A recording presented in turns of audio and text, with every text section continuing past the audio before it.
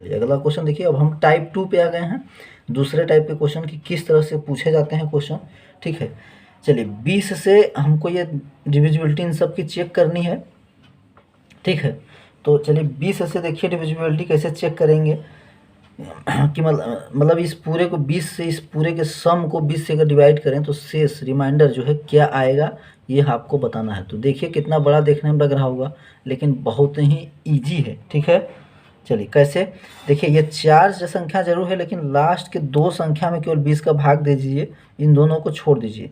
केवल 61 जो लास्ट में है उसमें 20 का भाग दीजिए, तो रिमाइंडर पता करिए कितना होगा, 1 रिमाइंडर आएगा। ठीक है, इन दोनों को छोड़ दीजिए, इसमें भाग दीजिए तो कितना होगा, 11 रिमाइंडर बचेगा। ठीक है, इन दोनों को छोड़ दीजिए, इसे 41 में भाग दीजिए तो कितना रिमाइंडर आएगा, 1।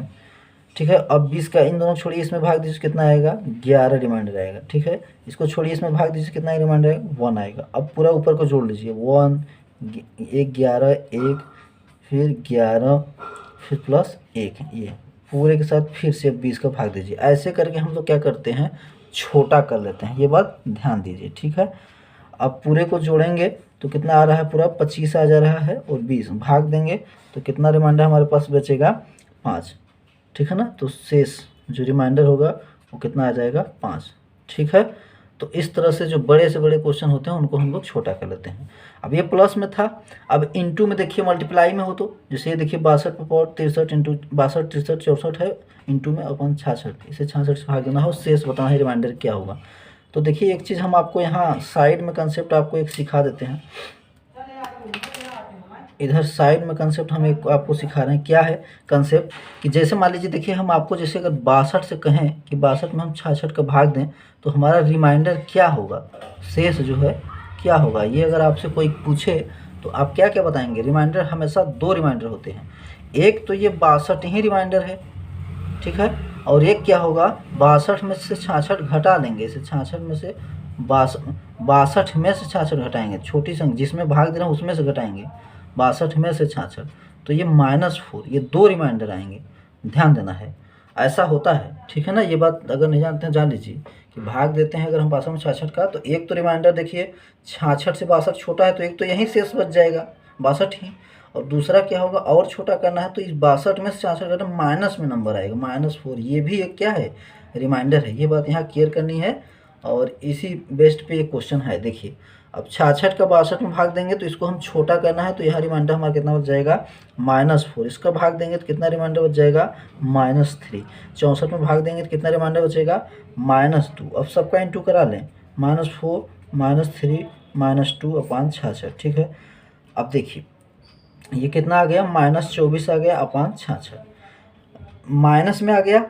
-24 हो गया। तो जब माइनस में रहे तो फिर क्या करना है, नीचे वाले में से घटा लेना है, तो 66 में से 24 घटा लेना है, तो कितना आ जाएगा, 42। तो ये हमारा क्या हो जाएगा, रिमाइंडर हो गया। तो इस तरह से क्वेश्चन सॉल्व किया जाता है, ये बात ध्यान रखनी है। बड़े से बड़े जो क्वेश्चन होते हैं उनको इस तरह से छोटा करके हम लोग रिमाइंडर यानी कि शेष बताते हैं। ठीक है, चलिए कुछ और प्रॉब्लम देखिए। तो अगला प्रॉब्लम देखिए, 37 है, 57 है और 78 ये है पूरा। अब इसमें भाग करके शेष बताना है, रिमाइंडर बताना। तो एक एक में भाग देते जाइए, 37 में भाग देंगे, 37 में तो कितना आएगा, 3 आएगा। 57 में भाग देंगे तो कितना आएगा, 6 आएगा। और 78 में भाग देंगे तो कितना हो जाएगा, 10 होगा। 75 में 17 का भाग देंगे तो कितना होगा, 7 आएगा रिमाइंडर। 179 में भाग देंगे 17 कितना आएगा, 9 आएगा। अब सभी रिमाइंडरों को जोड़ लें, 3 हो गया, 6 हो गया, 10 हो गया और 7 हो गया और 9 हो गया अपान 17। अब सबको जोड़ लें, जोड़ने के बाद जो भी आएगा, देखिए ये 10 और 7 ये आपको दिख रहा है, 10 7 ये 17 हो ही जा रहा, तो 17 से भाग देंगे ख़त्म हो जाएगा। अब हमें केवल 3 और 6 और 9 जोड़ने की ज़रूरत है, ठीक है ना। ये हो जाएगा कितना हमारा भाई, 18। 18 में 17 भाग दे देंगे तो रिमाइंडर हमारा कितना आ जाएगा, 1 आ जाएगा। ठीक है, 17 में 18 भाग देंगे कितना होगा, रिमाइंडर 1 हो जाएगा। इस तरह से सॉल्व करते हैं। चलिए कुछ और प्रॉब्लम देखिए। ये अगला क्वेश्चन है, देखिए ये दिया हुआ है, इस बार फिर मल्टीप्लाई में आपको दिया गया है। इसमें कुछ थोड़ी सी चेंजिंग है, इसलिए मैं दोबारा लिखा हूँ, ये ना सोचिए कि रिपीट कर रहा हूँ। कुछ थोड़ी सी एक नई बात इसमें आपको सीखने को मिलेगी। 63 का 67 में भाग देंगे तो कितना आएगा, रिमाइंडर 4 आ जाएगा। 63 का 61 में भाग देंगे कितना आएगा, -2 आ जाएगा। 69 में भाग देंगे कितना आएगा, 6 आ जाएगा रिमाइंडर। इसमें भाग देंगे कितना आएगा -5, इसमें भाग देंगे कितना आएगा 8 आ जाएगा, ठीक है ना। ये हो गया। अब सबका इंटू करा लेते हैं, ठीक है। चलिए देखिए सबका इंटू करा लेंगे, 6 - 5 4 - 2 सही है। तो अब सबका इंटू कराएं, 4 - 2 6 -5 और 8, सबका इंटू करा लें। इसमें हम 63 का हमको भाग देना है, ठीक है। तो अब देखिए अब इतनी बड़ी सी संख्या है, इसमें हम 63 का भाग देना है हमको। तो फास्टली जो करने के तरीके हैं वो ये हैं कि जो छोटा कर लीजिए। जैसे देखिए 6 × 5 = 30, दूना 60, ये माइनस माइनस प्लस भी हो जाएगा। तो इतना पूरा तो हो जाएगा 60, तो 63 का भाग देंगे तो यहाँ से कितना हो गया -3 आ जाएगा। तो अब अगला कर दें हम 4 और -3 × 8 / 63। ध्यान दीजिए कैसे छोटा कर रहे हैं। उन सबका हो गया माइनस में प्लस करके 60 हो गया, तो 60 में 63 भाग देंगे -3 आ गया, तो और छोटा हो गया, ठीक है ना। अब इन सबका इंटू करिए, 8 × 24 = 96 -96 / 63, ठीक है। अब -96 में 63 भाग दीजिए तो कितना होगा -33 आ जाएगा / 63, ठीक है। 63 का भाग देंगे इसमें तो -33 रिमाइंडर आएगा।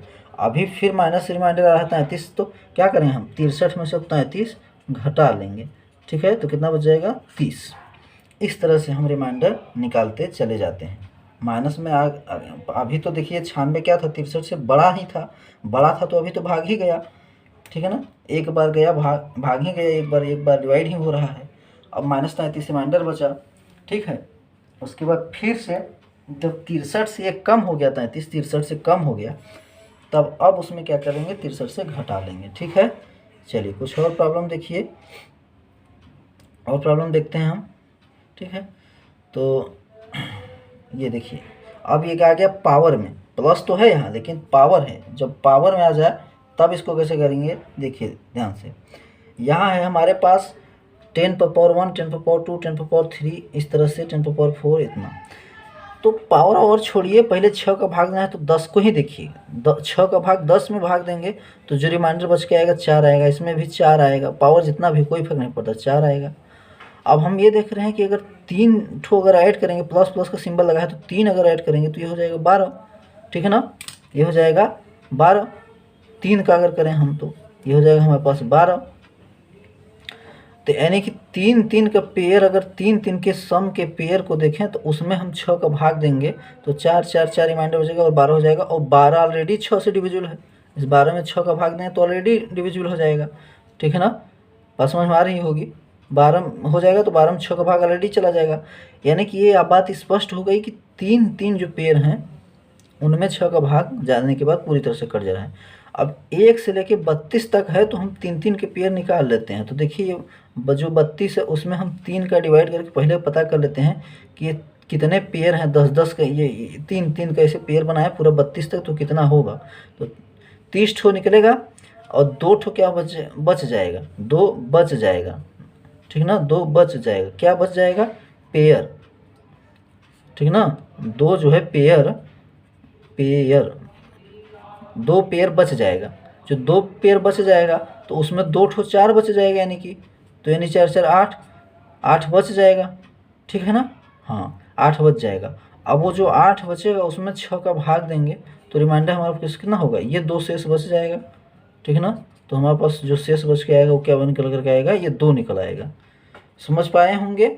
देखिए ये 3 ठो 10 पेयर लिया और 32 तक, 1 से लेकर 32 तक 3 3 का पेयर देखें तो 32 में 3 का भाग देके पता कर लेंगे कितने पेयर हुआ। तो 3 × 30 10 ठो पेयर निकल के बाहर, क्योंकि वो 3 3 के पेयर जो होंगे 30 होंगे, उन सब में 4 4 4 4 करके जो आएगा उनमें सब में 6 का भाग चला जाएगा।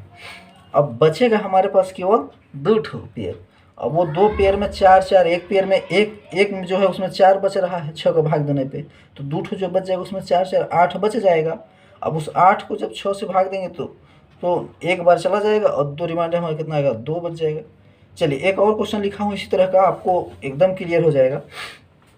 आपको ये बात पता है कि 3 पेयर लें तो हम इसका रिमाइंडर, इसका शेष 4, इसका शेष 4, इसका शेष 4, 4 4 शेष 3 जगह से बच करके 12 होता है और 12 पूरी तरह से 6 से डिवाइड हो जाता है। तो हमारे पास 3 3 का पेयर हमको सब निकाल के हटा देना है। तो 1 से स्टार्ट हुआ है 399 है, तो 399 में हमको ये देखना है कि 3 का भाग देकर कितने पेयर हैं। तो देखिए काटे तो 3 को 3 3 के 9 मतलब 3 तिरिक 9 और 3 तिरिक 9, मतलब पूरी तरह से भाग चला गया, यानी कि 3-3 के पेयर में ही पूरी संख्या 399 जो है वो 3-3 के सबके पेयर में है, कोई भी 4 बचेगा नहीं, मतलब कोई भी 10 की पावर वाला टर्म बचेगा नहीं जिसका 4 जो है पेयर के साथ ना जाए। तो जब कोई नहीं बचेगा तो यानी कि पूरा 4-4 जोड़ा 4-4 8 से 12-12 का पेयर बनता चला गया होगा, 6 से डिवाइड होता चला गया होगा, तो शेष क्या बचेगा? तब तो फिर ये शेष 0 बच जाएगा, 0, क्योंकि पूरी तरह से ये पूरी संख्या का जो 4-4 शेष बचता जाएगा 399 तक है उसमें, तो सबका 4-4 पेयर में 3-3 के पेयर में 12 होता गया होगा और 6 से डिवाइड होता चला गया होगा और कुछ भी नहीं बचा होगा, एक भी पेयर ऐसा नहीं बचा होगा। तो इसका मतलब कि पूरी तरह से ये संख्या 6 से डिविजिबल है, पूरी यहाँ से यहाँ तक। ठीक है, आई होप कि आप समझ पाए होंगे।